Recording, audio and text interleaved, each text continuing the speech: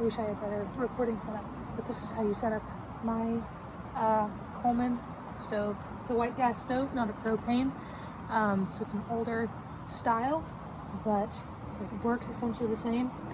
You've got a fuel tank that holds the fuel. The difference between this and propane is this needs to be pressurized manually rather than plugging it in and it's already pressurized because of the tank. So it's a few extra steps, but it's not too hard. I did paint over the steps, so I need to do this video. Yep. First, we're going to start by pressurizing the tank. To do that, make sure everything is closed. That means this fuel cap, this red thing right here. That means the valve, which is this black thing in front. Make sure it's closed righty-tighty.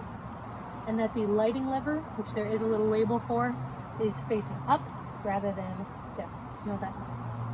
When doing that, I hope you can see me.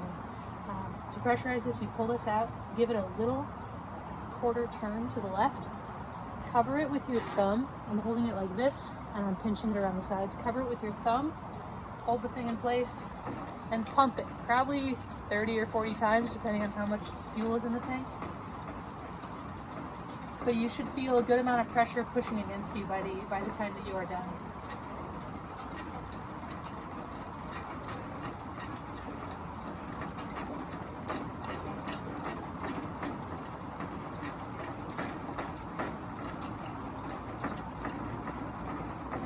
Feels like a lot of pressure. Once I've got it like that, I can turn this all the way to the right, make sure it's fully closed, and push it in. Again, make sure it's closed while it's pushed in. Lighting lever is up, valve wheel is open, fuel cap is closed, it's pressurized. I take my match, and I'm going to light the right burner, not the left, because the right burner is where the fuel is immediately going to, and we'll do the left in a bit. I'm going to light it. While we're holding this over the burner, we will turn on the valve. Turn it to the left, and hopefully it catches before I do. Now that'll be good. It's got a kind of a hissing sound. You need to let this run like this for about 1 minute. Don't do anything to it. Just let it run. Yeah, and then it'll start it's called priming the burner. So you're gonna let it prime for about a minute, warming it up, getting it ready for cooking. You can see the blue flames starting to come in and replace the orange flames, and that's how you know we're starting to get there. Hasn't been a minute, but it's looking pretty good. So I'm going to flip the lighting lever down. Sometimes there's a slight change in sound when you do that, but that doesn't really matter. All that does is when the lighting lever is up, it is pushing out liquid gas, or not liquid gas, that doesn't make sense. It's pushing out fuel gas, and that's all igniting. But when you turn the lighting lever down, it is putting out a steady stream of gas, of liquid gas. Sorry, liquid fuel. So it's going from gas to liquid when you flip the switch. Cool, that's been going for a bit. It's nice and warm, you know. And then to open this one up, there's a turn over here. This also, this whole time should be closed. If it's not closed, there's gonna be a lot of fuel accumulating in the tube between the burners. So right now it's closed. And to turn that on, I'm actually just gonna do this. Like that. Do the same thing. Open it and light it.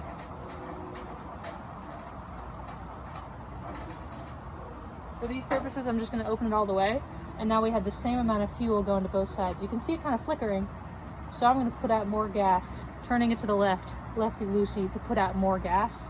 So the tighter to the right you go, the less gas is going out. The farther to the left you go, the more gas is being output. So right now, that is our maximum gas output, which is quite a bit.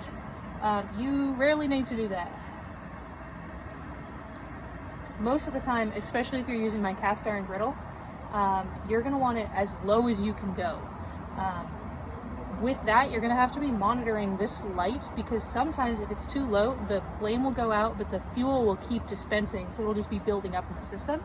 And then when you try to light it, you've just got a bunch of fuel that needs to burn really quickly. It won't blow up, but it won't be fun. Yeah, so that's how that works. If you want to get more on this burner, less on this burner, you can tighten that up.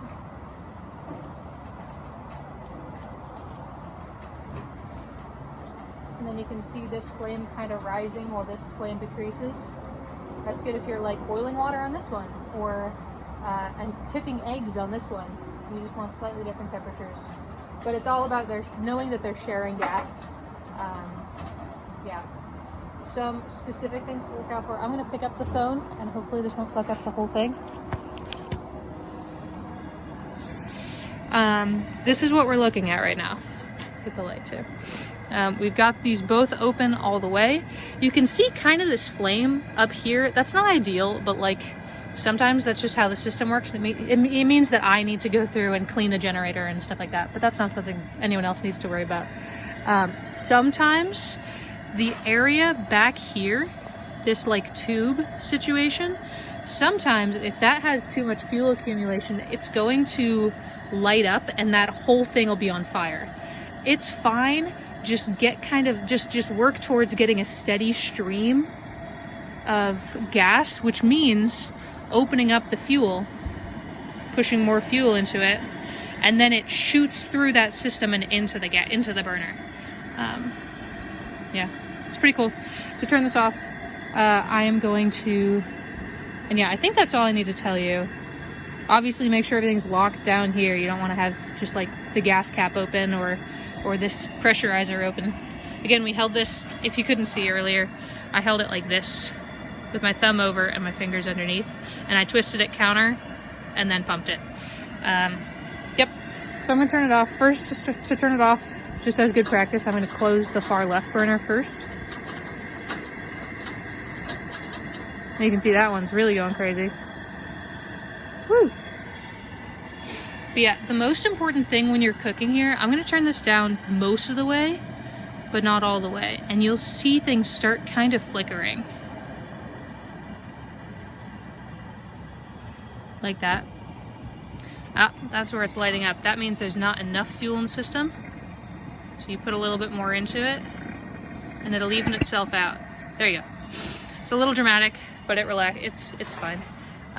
But in terms of, you know, regulating how hot it is, it's going to be kind of a system of like, if you've got the grill on there, you're going to be like just peeking through where the grill is and where the stove is so that you can see the flame. Just making sure it's always on, because again, you don't want fuel going into a system that is not heated and not flames. Cool, so we're going to turn this off, pull it all the way to the right. It'll go for a bit because there's still some fuel left in that system, and then it'll turn off by itself. We're gonna leave this for a few minutes, and then I will close it up. It's really easy. It's pretty chill. You can kind of still hear it. At this point, you can turn the lighting lever back up, just as good practice to have it ready. Again, you know, I always double check, make sure everything's closed.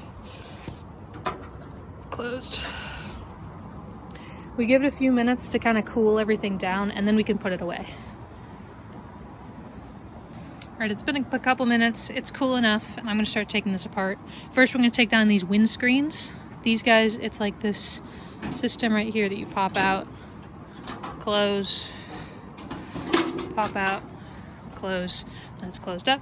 And you can take this guy, again, touch it, make sure it's not too hot before you lift it. I wish you could see better in here. There you go. This is what it looks like on the inside. And I'll show you once I'm done putting everything away what it'll actually look like. Again, make sure everything's closed.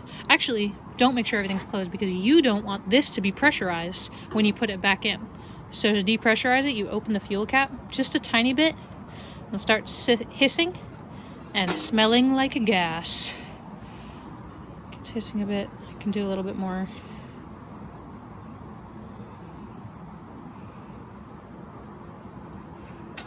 And that's fully open, or not fully open, I didn't take the cap off, but all the pressure is released. I can take this out. I'm gonna try to be careful, but this might scrape and it might make it sound bad. You take that off.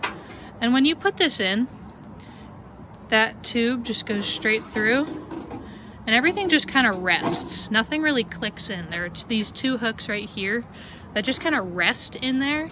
And this also just kind of rests there. Nothing's actually like, nothing clicks Nothing feels right, but that is correct. We'll put this in first. It's hard with one hand. And then there's this little indent here that you can slide this, and then it's all the way seated in there, and then you can slide it over. I've got my matches that I also put in there.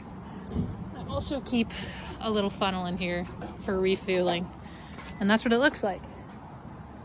All set up. This is what it'll look like when you get it, and this is how it should look when you give it back. Make sure that everything is depressurized and closed when everything's done. Make sure it's cool enough that once you close it, you're not worried about paint peeling. And that's that. This guy comes down, latches, and there it is. It's like a little suitcase. It's pretty sweet. Just be careful with it. I've put a lot of work and money into this thing. Really just money for spray paint, but I totally refurbished this myself, and I would love to not have it too gross. In terms of cleaning, don't worry too much about it. If you're able to wipe it down with like a soapy wet washcloth or paper towel, that is good enough.